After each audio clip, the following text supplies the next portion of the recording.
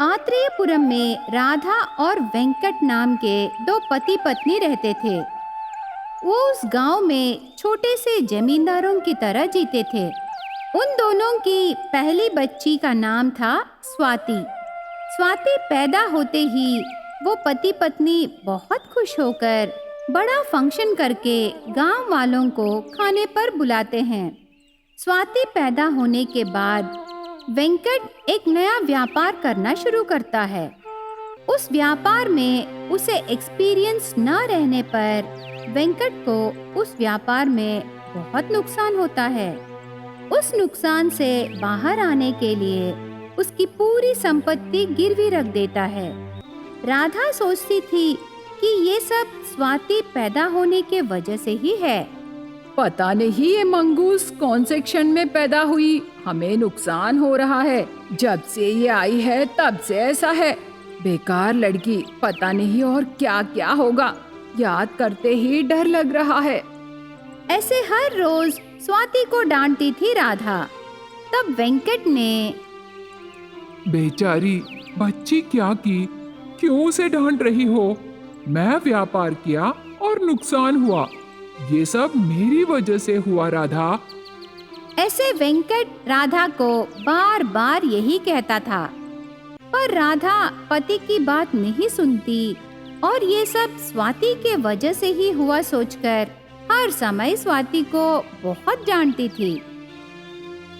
थोड़े दिनों बाद वेंकट सब भूलकर फिर से थोड़ा थोड़ा कमा के उसके जान पहचान का एक व्यापार करने लगा।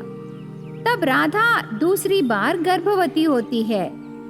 इस बार मंजुला नाम की लड़की पैदा होती है। मंजुला पैदा होने के बाद वेंकट का नया व्यापार अचानक से बढ़ जाता है। उस व्यापार में बहुत पैसे आने लगे। उससे वेंकट उसकी पूरी संपत्ति फिर से हासिल करता है। ये सब मंजुला पैदा होने के बाद होने पर मंजुला उनकी घर की लक्ष्मी कह के यकीन करने लगी राधा। इस वजह से मंजुला को बहुत प्यार से पालना शुरू करती है राधा। दोनों बच्चे देखते देखते बड़े हो जाते हैं। राधा मंजुला को स्कूल में ज्वाइन करती है, पर स्वाति को ज्वाइन नहीं करती। तब स्वाति ने, माँ मैं भी स्कूल जाऊंगी, मुझे भी बहन के साथ स्कूल में ज्वाइन करो माँ, ऐसे मनाने लगी स्वाति। तू पढ़ के क्या करेगी रे? वो सब नहीं होगा। तेरी वजह से हमें बहुत नुकसान हुआ है, ऊपर से तेरी पढ़ाई का खर्चा भी। जाके गायों को घास डाल के उधर पूरा साफ कर, ऐसे कहती है। वो बातें सुन के स्वाति को बहुत बुरा लगा। ऐसे राधा मंजुला को हर चीज देती थी, पर स्वाति को घर की कामवाली की तरह देखने लगी। इस वजह से मंजुला भी स्वाति को दीदी की तरह नहीं, वो भी कामवाली की तरह देखने लगी। स्वाति अगर मंजुला का काम समय पर नहीं करने से उसे वो बहुत मारती थी। स्वाति मना करने से मंजुला तुरंत उसकी माँ से शिकायत करती थी। तब राधा आगे पीछे बिना सोचे ही जाकर स्वाति को खूब मारती थी। उससे स्वाति मंजुला की हर बात मानने लगी। स्वाति को ये सब सहना नहीं हो रहा था। स्वाति के पास दुर्गा माता का एक फोटो है। वो उस माता से हर रोज उसकी परेशानी कम करने की बहुत प्रार्थना करती थी। स्वाति को सुख हो या दुख, सब कुछ उस दुर्गा माता के फोटो से ही कहती थी। हर समय राधा स्वाति से घर के काम कराती थी। उससे स्वाति बहुत थक जाती थी। तब स्वाति ने, दुर्गा माता, इतने सारे काम करने के लिए तू तो मुझे सिर्फ 2 हाथ ही दी, लेकिन तुझे तो बहुत सारे हाथ हैं माता, ऐसे कहती थी। एक दिन राधा बहुत गुस्से से स्वाति के पास आती है। देखो, सिर्फ 1 घंटे में गायों को घास डाल के दूध निकाल कर यहाँ पूरा साफ कर दो, ऐसे कहती है। तब स्वाति ने, माँ इतने सारे काम 1 घंटे में नहीं होगा, कम से कम 4-5 घंटे लगेंगे। ओ, 1 घंटे में नहीं होने से आज तेरा खाना बंद, समझी? ऐसे कह के वहां से चली जाती है राधा। वो जाने के बाद स्वाति ने तो आज भी भूखी रहूंगी। ऐसे सोचते समय धीरे धीरे स्वाति को 4-4 हाथ आने लगे। एक एक हाथ एक एक काम करने लगी। काम पूरा 10 मिनट में हो जाता है। माता दुर्गा माँ, ये सब तेरी दया है माता।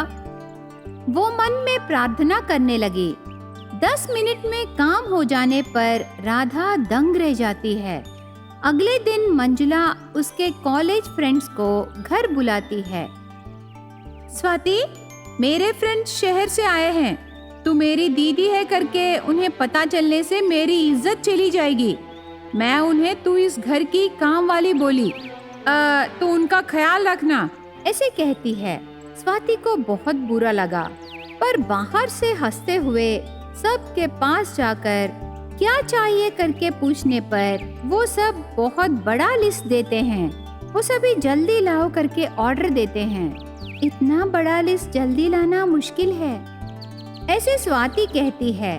तब मंजुला ने, क्या मुश्किल है? तू तो खाना बनाने के लिए है ना, जाके जल्दी ला। ऐसे कहती है।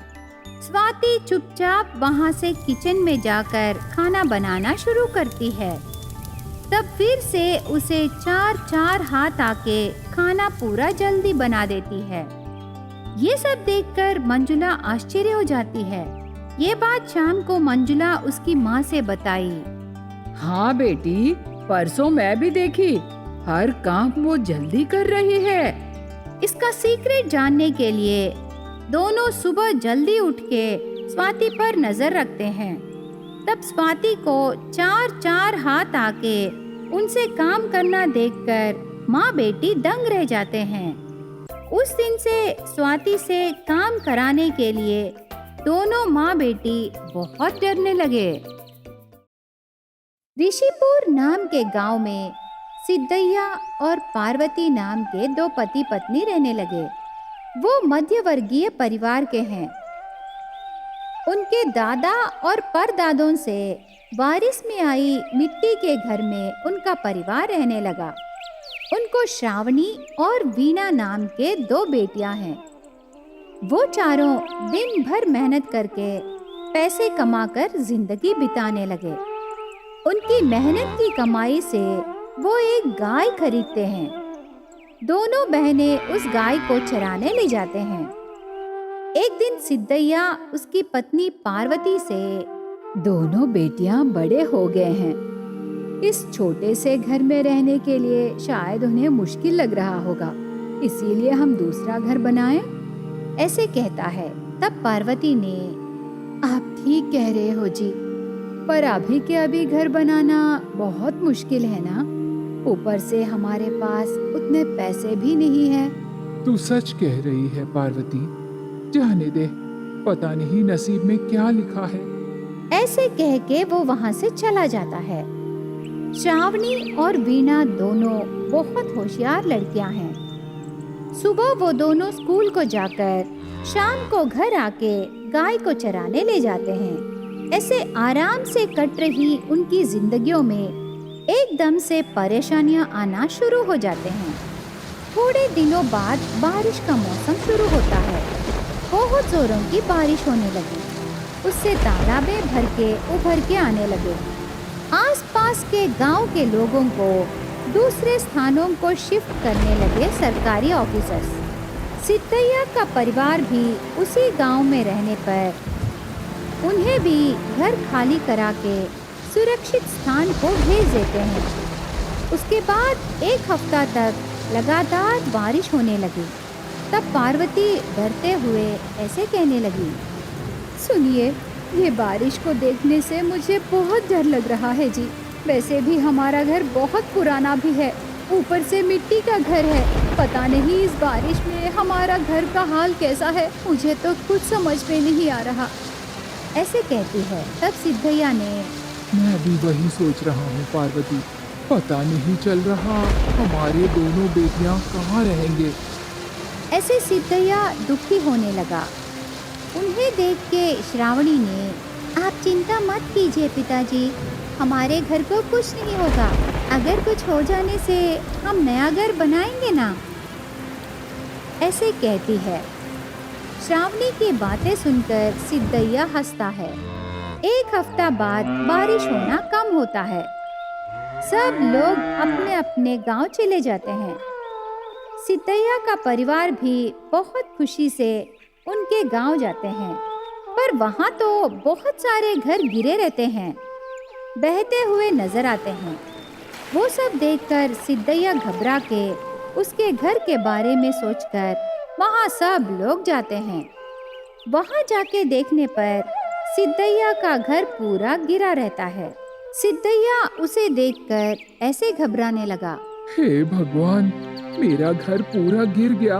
अभी मैं अपने परिवार के साथ कहाँ रहूंगा? ऐसे बहुत उदास होने लगा। तब श्रावणी और वीणा पिता को समझाते हैं। उसके बाद वो छोटी सी झोपड़ी बना के उसमें रहना शुरू करते हैं।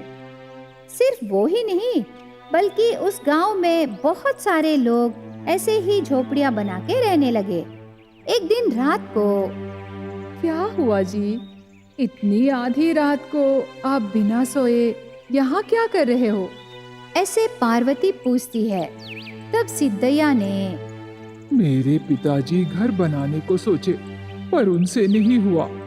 अभी मैं बनाने को सोचा, पर मैं भी नहीं बना पाया। ऐसे बहुत दुखी होने लगा।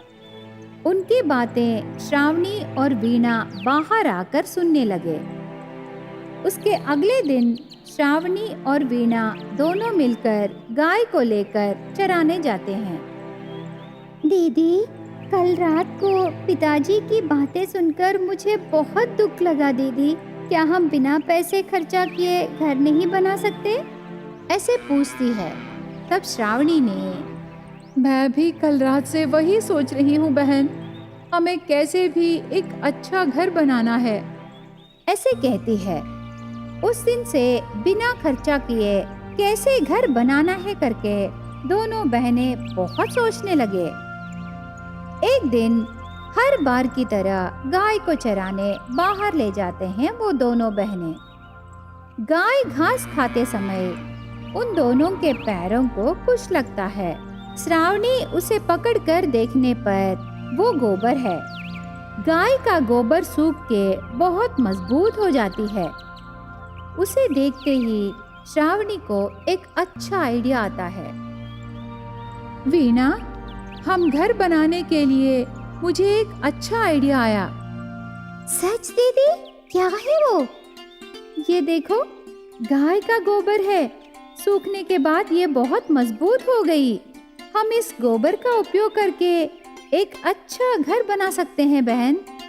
ऐसे उसके आइडिया को विस्तार से वीणा को बताती है श्रावणी।